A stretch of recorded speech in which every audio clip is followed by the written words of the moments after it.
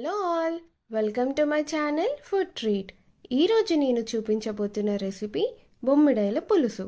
ఎలా చేసుకోవాలో చూద్దాం, వచ్చేయండి.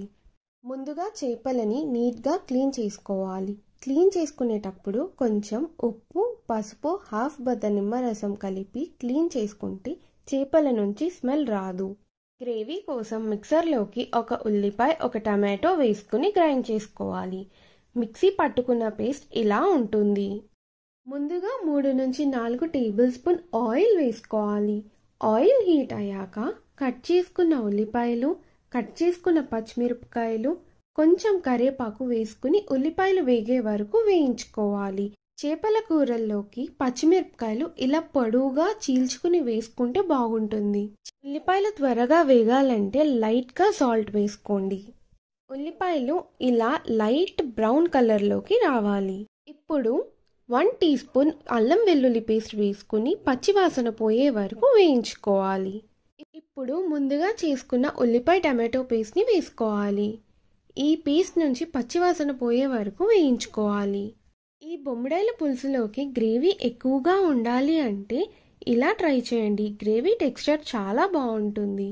ఉల్లిపాయ టమాటో పేస్ట్ నుంచి ఆయిల్ ఇలా సపరేట్ అవుతుంటే ఉల్లిపాయ టమాటోలు వేగిపోయినట్టు. హాఫ్ టీ స్పూన్ పసుపు, రుచికి తగినంత ఉప్పు, 2 టీ స్పూన్ల కారం, 1 టీ స్పూన్ ధనియా జీలకర్ర పొడి వేసుకుని కలుపుకోవాలి. ఆయిల్ ఇలా పైకి తేలాక క్లీన్ చేసుకున్న బొమ్మిడాయల్ని వేసుకోవాలి. తర్వాత స్లోగా ఒకసారి కలుపుకోవాలి, లేకపోతే చేప ముక్కలు విరిగిపోతాయి.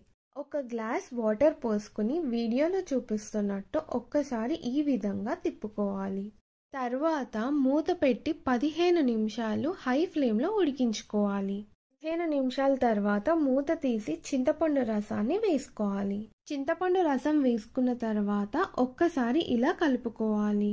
మరొకసారి మూత పెట్టి 20 నిమిషాల వరకు ఉడికించుకోవాలి. ఇప్పుడు మూత తీసి ఆయిల్ ఇలా పైకి తేలాక లాస్ట్లో కొంచెం కొత్తిమీర వేసుకోవాలి. ఈ రెసిపీ చాలా ఈజీ అండ్ మేకింగ్ ప్రాసెస్ కూడా చాలా త్వరగా అయిపోతుంది. అంతే అండి, ఎంతో రుచిగా ఉండే బొమ్మిడాయల పులుసు రెడీ అయిపోయింది. మీరు కూడా ఈ విధంగా ఈ రెసిపీని ట్రై చేసి ఎలా వచ్చిందో కామెంట్ బాక్స్లో కామెంట్ చేయండి.